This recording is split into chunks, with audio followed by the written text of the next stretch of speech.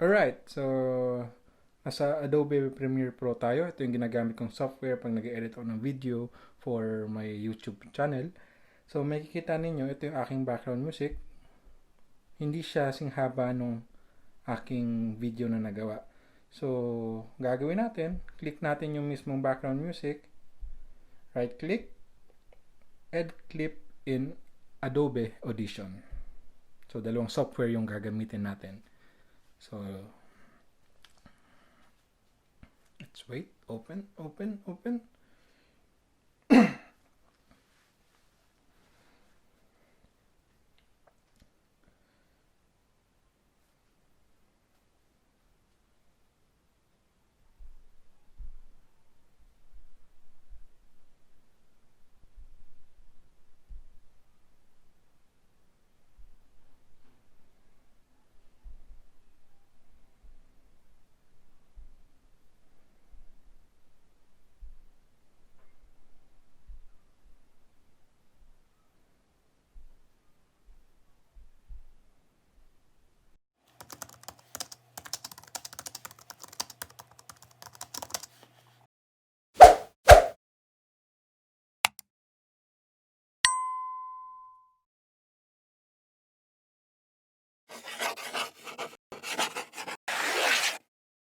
Alright, so nasa Adobe Audition na tayo.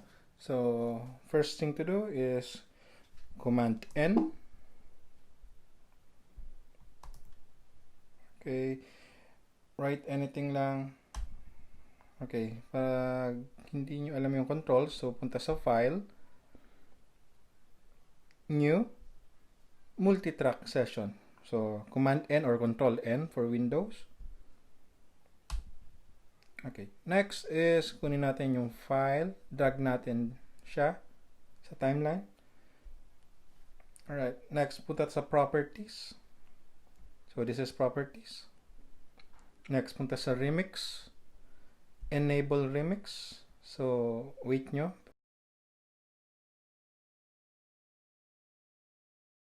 Wait lang natin. Okay, it's done. Next, makikita nyo yung time duration dito.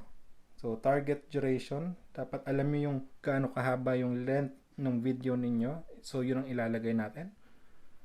So, for me, I think it's 7 minutes and 30 seconds.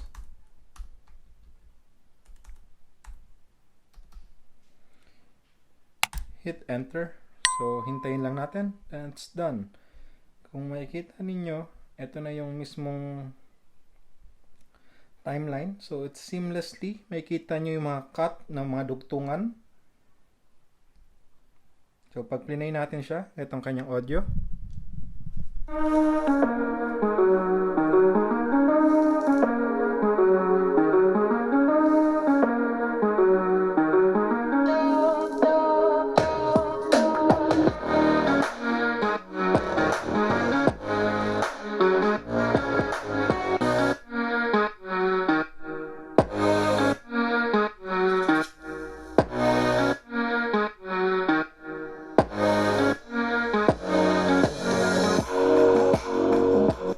So, alright. So, maganda naman niya nagawa yung pag-loop or pag-remix ng ating background music. For me, okay na siya. So, next thing to do is click File, Export. Export natin sa Adobe Premiere Pro. So, export to Adobe Premiere Pro. Bahala na kayo kung ano yung gusto ilagay. Ako as is lang. So, export. So, lilipat siya ngayon sa Adobe Premiere Pro. So, pipiliin nyo kung saan nyo siya gusto ilagay. Track 1, 2, 3, 4, 5. For me, gusto ko siya ilagay sa track 4. Pwede rin kayo mag-add ng new track.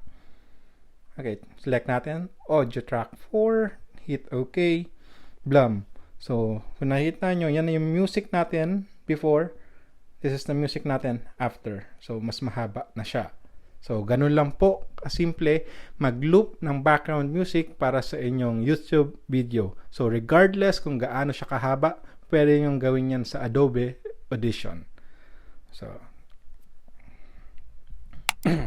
alright. So, kung may natutunan po kayo sa video na napanood ninyo. So, please hit the subscribe button. Pahit na rin po yung notification bell para updated kayo sa mga susunod kong video. And paki-like, comment, and share na rin po yung aking video. So, maraming salamat po. Ingat po tayo lagi. See ya!